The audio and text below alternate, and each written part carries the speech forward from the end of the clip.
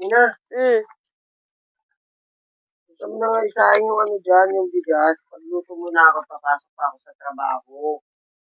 Lutuin mo na rin yung ampalaya, ha? Yun ang babaunin ko. Yun na. Ay pa, Kilos na.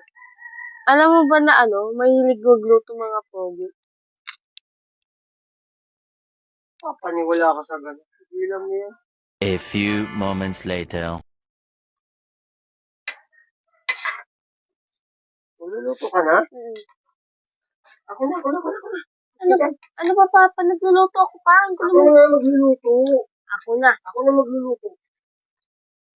Ako na magluluto dyan.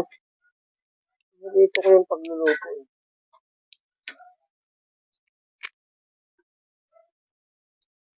Sorry sa lalaki ito.